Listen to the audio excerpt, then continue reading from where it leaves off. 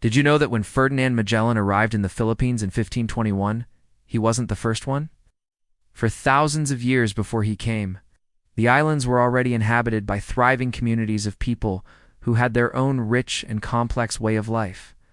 And so here it is, a glimpse into their world. Before Magellan came, the islands were already thriving.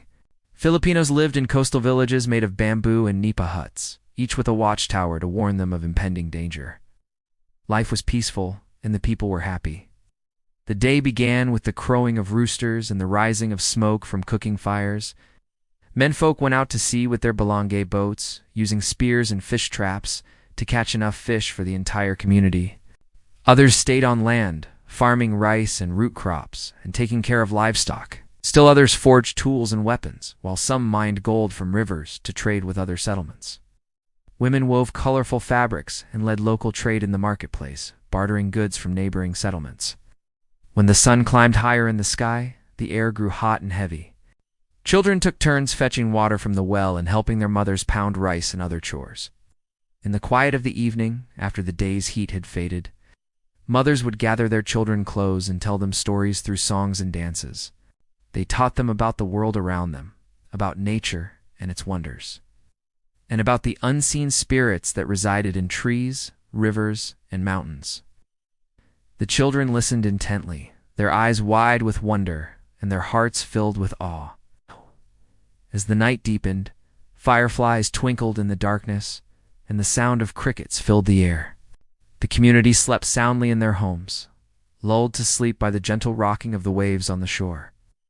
And so life went on in this tropical paradise, day after day, year after year. But it wasn't just a simple life. They had their own system of beliefs and practices that guided their every move. They believed in anitos, spirits of nature, that influenced people's lives.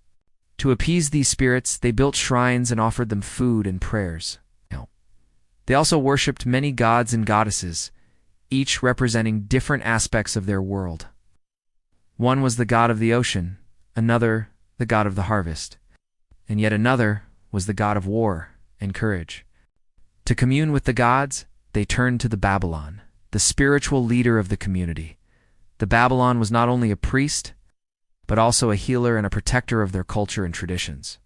They believed that the Babylon could communicate with the spirits and gods, and so they sought their guidance in times of need. The Babylon performed rituals and ceremonies to ensure the well-being of the community, and they taught people how to live in harmony with the natural world. They also kept the community safe from harm by performing defensive rituals and offering sacrifices to the gods. In addition to their religious beliefs, Filipinos also had a strong sense of identity and pride.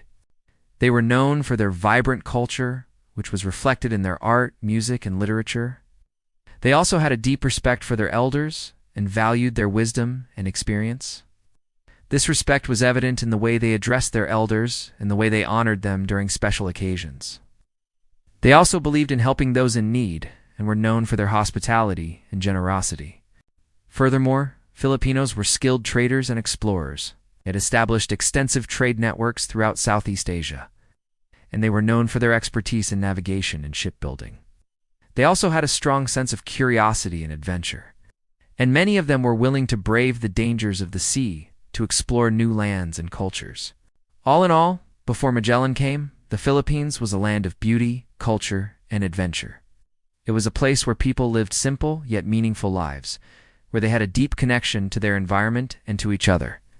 And while Magellan may have been the first European to set foot in the islands, he certainly wasn't the first person. The Philippines had a rich history and a bright future ahead of it. We were not lost. We were not primitive. We were already home. Thank you for watching. If you enjoyed this video, please don't forget to leave a like, subscribe to our channel, and share this with your friends. Once again, from all of us here, thank you very much for watching, and we'll see you next time.